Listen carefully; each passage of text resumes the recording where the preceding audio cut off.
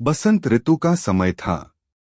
जंगल के सारे जानवर पशु पक्षी बहुत ही ज्यादा खुश थे क्योंकि पेड़ों में बेहतरीन और सुंदर सुंदर फूल लग चुके थे। इन फूलों से मधुमक्खियां मधु निकालकर शहद बनाती।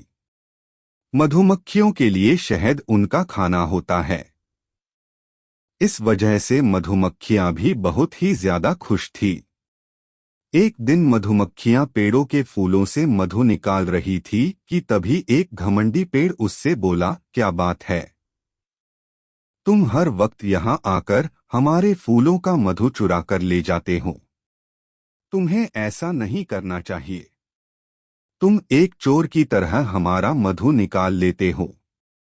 माफ करना मेरे दोस्त, यह हमारा काम है और इससे हमें खाना भी मिलता है, इसीलिए हम ऐसा करते हैं। मधुमक्खी ने पेड़ से कहा, तुम मेरे दोस्त नहीं हो, तुम मेरे लिए एक चोर हो जो हमारी मधु को बिना पूछे चुरा कर ले जाता है। आज से तुम कभी भी मुझ पर लगे हुए फूलों का मधु नहीं निकाल पाओगे। यह कहकर पेड़ ने मधुमक्खी को भगा दिया। कुछ देर बाद उस पेड़ ने अपने बाकी साथियों के साथ सभा बुलाई। उस सभा में जंगल के सारे पेड़ वहां मौजूद थे। उस पेड़ ने सबसे कहा, दोस्तों, आज मैं बहुत ही जरूरी बात करने के लिए तुम लोगों को यहाँ बुलाया हूँ। अच्छा, अगर ऐसी बात है तो हमें जल्दी बताओ, दूसरे पेड़ ने उससे कहा। बात यह है कि मधुमक्खियों ने हद पार कर दी है। वे लोग आते हैं और बिना पूछे हमारे फूलों का मधु चुराकर चले जाते हैं। वह सब जरूरत से ज्यादा शहद बनाते हैं। आज से हम उन्हें अपना मधु लेने नहीं देंगे। उस पेड़ की बात पर बाकी सारे सहमत थे। उन्होंने भी मधुमक्खियों को अपने फलों का मधु देने से मना कर दिया। अगले दिन मधुमक्खियों का झुंड जंगल में आया और जैसे ही वह फूलों के ऊपर बैठने लगे तब पेड़ों ने खुद को जोर से हिलाया। इसके बाद सारे मधुमक्खियां उड़ गए। वे सब वापस से फूलों के ऊपर बैठने लगे, लेकिन फिर से पेड़ों ने खुद को जोर से हिलाया। सब पेड़ों ने उनसे मिलकर कहा, चली जाओ तुम सब यहाँ से और यहाँ मत आना। हमने निर्णय लिया है कि हम तुम्हें अपना मधु लेने नहीं देंगे। चले जाओ यहाँ से।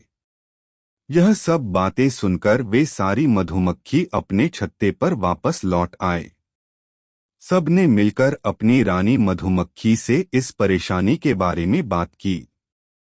सबने रानी मधुमक्खी से कहा, रानी, जंगल के सारे पेड़ों ने निर्णय लिया है कि वे अब से हमें अपने फूलों का मधु लेने नहीं देंगे।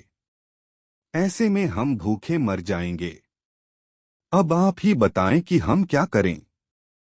यह सुनकर रानी मधुमक्खी बहुत ही चिंतित थी।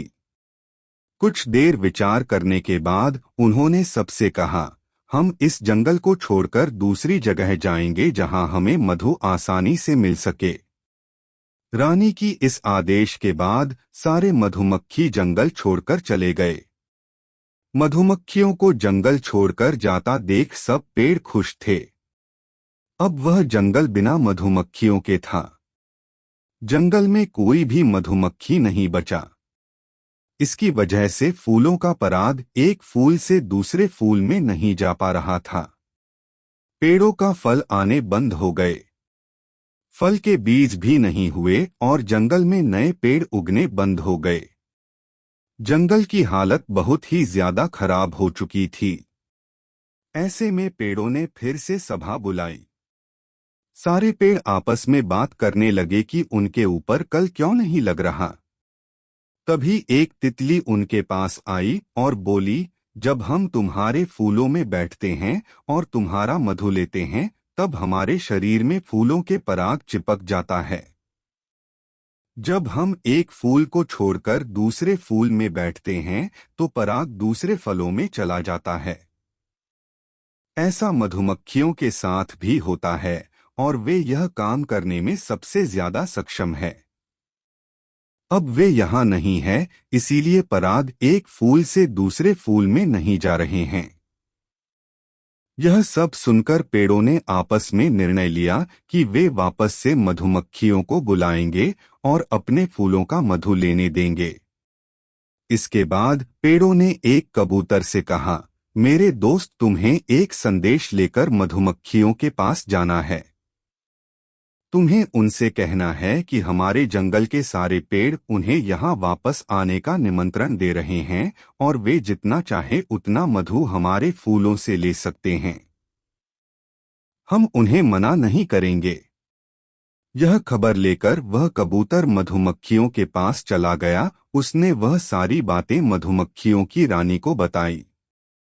यह सब सुनकर मधुमक्खी की रानी वापस उस जंगल में लौटने के लिए राजी हो गई। रानी ने अपने सभी लोगों को आदेश दिया कि वे सब वापस उसी जंगल में जाएंगे जहां से वे आए थे।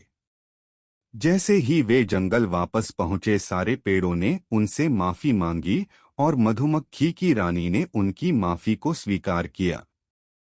अब वे सारे मधुमक्खी पेड़ों की फूलों से मधु ले सकते थे, जिसके चलते पेड़ों में फल लगने चालू हो गए और वापस से बीज भी होने लगे। इससे जंगल में नए पेड़ फिर से उठने लगे। इस कहानी से हमें यह सीख मिलती है कि हमें खुद पर ज्यादा घमंड नहीं करना चाहिए और दूसरों की सहायता करनी चाहिए। जिस तरह से पेड़ को पता था कि मधुमक्खियों के लिए मधु उनका खाना होता है, लेकिन वे उन्हें अपना मधु देने से मना कर देते हैं, जिसकी वजह से उन्हें परेशानियों का सामना करना पड़ता है। इसलिए हमें दूसरों के लिए अच्छा काम करना चाहिए।